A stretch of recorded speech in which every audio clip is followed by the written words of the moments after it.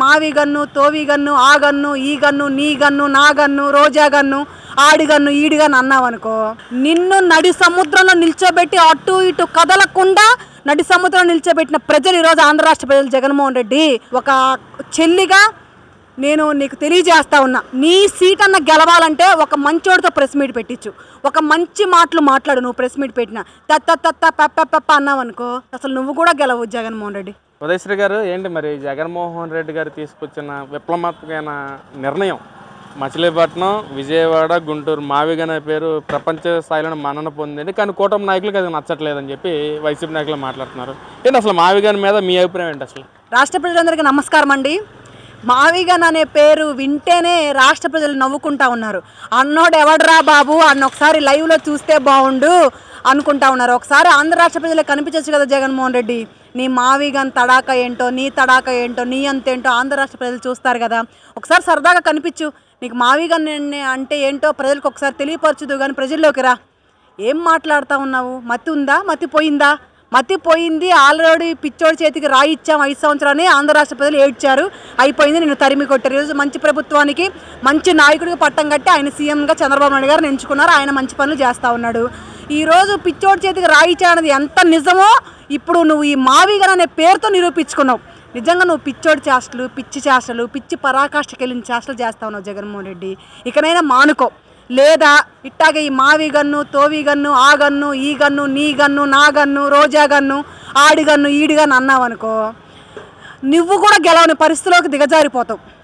అలాంటి రోజు వస్తే ఇక నువ్వు ఆత్మహత్య చేసుకొని చచ్చిపోవడం తప్ప ఇంకో మార్గం లేదు నీకు. నువ్వు కూడా ఓడిపోతే ఇక నువ్వు చచ్చిపోవడం తప్ప ఇక నువ్వు బతికున్నా పెద్ద ప్రయోజనం ఉపయోగం కూడా లేని కింద లెక్క. కాబట్టి తెలివితేటలుగా పద్ధతిగా గౌరవంగా మాట్లాడడం నేర్చుకోమని తెలియజేస్తా ఉన్నా. అంటే మనం జగన్మోహన్ రెడ్డి గారు ఉన్నప్పుడు 3 ప్రాంతాలు అభివృద్ధి అయితే బాగుంటుంది, ప్రజలకు చాలా ఉపయోగపడుతుందని చెప్పి 3 క్యాపిటల్స్ అన్న కాన్సెప్ట్ తీసుకొచ్చారు ప్లాన్ ఏ కింద. మరి ఇప్పుడు అది ఎలాగో చంద్రబాబు నాయుడు గారు దాన్ని నెరవేర్చలేకపోయారు. ఇప్పుడు ప్లాన్ బి కింద మావిగన్ చేస్తే ప్రజలకు ఎంతో ఉపయోగకరంగా ఉంటుందని చెప్పి మాట్లాడుతున్నారు. మరేంటి సిగ్గు లేదా జగన్మోహన్ రెడ్డి? 3 రాష్ట్రాలు అన్నావు, ఏం ఉద్ధరించావు, ఏం ఎలగబెట్టావు, ఏం ఒరగబొడిచావు అని అడుగుతా ఉన్నా. అసలు నువ్వు 3 రాజధానులు అని చెప్పి నువ్వు అసలు నువ్వు అనుకున్న ఆ 3 రాజధానులు ఏ ఒక్క రాజధాని అయినా నువ్వు అభివృద్ధి చేయగలిగావా? ఎక్కడైనా ఒక గంపెడు మట్టి పోయగలిగావా? కనీసం ఒక సిమెంట్ వేసి ఒక ఇటుక రాయి పెట్టి ఒక రో పేర్చగలిగావా? నువ్వు ఎక్కడ ఏం ఉద్ధరించావు? 5 సంవత్సరాల్లో 3 రాజధానులు అన్నావు. నువ్వేమో కానీ జగన్మోహన్ రెడ్డి మేము 5 సంవత్సరాలు తలదించుకొని బతికే పరిస్థితి ఇచ్చావు. ఇతర రాష్ట్రానికి వెళ్తే మీ రాజధాని ఏంటని చెప్తే ఏమీ చెప్పలేని పరిస్థితిలో తలదించుకుంటే వాళ్ళందరూ మమ్మల్ని చూసి హేళన చేసి ఎకిల నవ్వు నవ్విన పరిస్థితి గత 5 సంవత్సరాలు.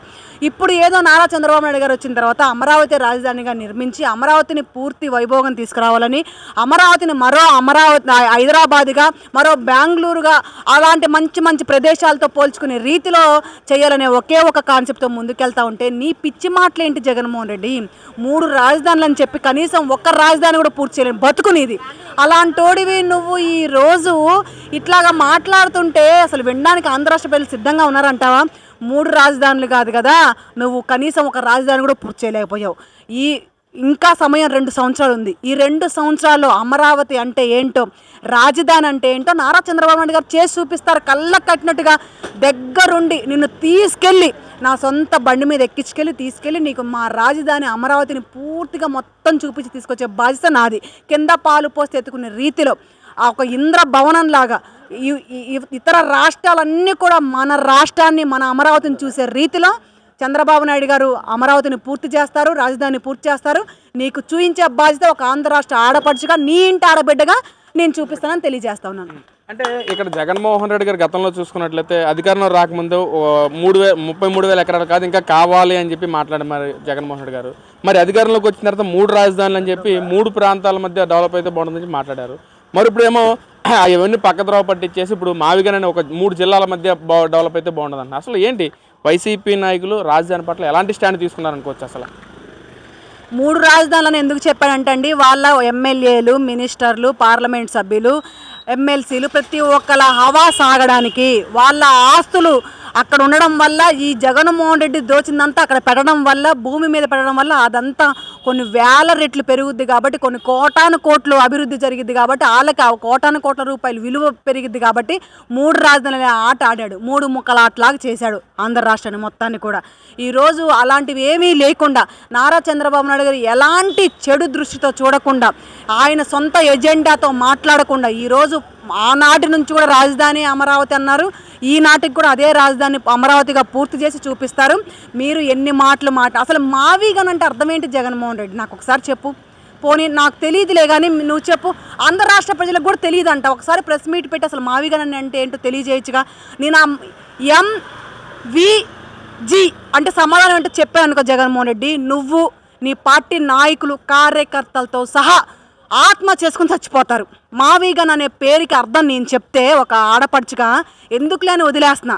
నేను కానీ దాన్ని పూర్తిగా వివరించి నీకు నువ్వు ఏ రీతిలో పెట్టావో, అది మీకు సూటబుల్గా పెట్టావని నేను అది మీ సూటబుల్ మాటలో చెప్పాను అనుకో, మీలో ఎవడు కూడా బతకడు. గుర్తుపెట్టుకోండి. మీరు మావిగన్లు అసలు ఎందుకు జగన్మోహన్ రెడ్డి? నీకు అమ్మ పెట్టదంటే అడుక్కు తినేదంట. నువ్వు ఉద్ధరించింది లేదు, నువ్వు వెలగబెట్టింది లేదు. ఈరోజు ఆంధ్ర రాష్ట్రం బాగుపడతా ఉంటే చూసి ఓరవలేకపోతా ఉన్నావా? కళ్ళు కొడతా ఉన్నాయా? నీ కళ్ళలో జిల్లేడు పాలు పోసుకొని కళ్ళు మొత్తం మూసేసుకో. నీ కళ్ళకు ఆపరేషన్ చేయించుకో, అసలు కళ్ళు కనపడకుండా చేపించుకో కావాలంటే. నువ్వు చూడలేకపోతే ఆంధ్ర రాష్ట్ర ప్రజలను ఎందుకు ఏడిపిస్తా ఉన్నావు? ఆంధ్ర రాష్ట్ర ప్రజలు ఇంకా ఎంత ఉసురు పోసుకుంటావు? ఆంధ్ర రాష్ట్రం బాగుపడడం నీకు ఇష్టం లేదా? ఆంధ్ర రాష్ట్రం మరొక ఇతర రాష్ట్రాలన్నీ కూడా ఈ ఆంధ్ర రాష్ట్రం వైపు చూడాలని ఏకైక లక్ష్యమే కూటమి ప్రభుత్వాన్ని, నారా చంద్రబాబు నాయుడు గారిది, నా లోకేష్ గారిది. కాబట్టి వాళ్ళు చేసే మంచి పనులు కూడా ఆంధ్ర రాష్ట్ర ప్రజలకు తెలుసు.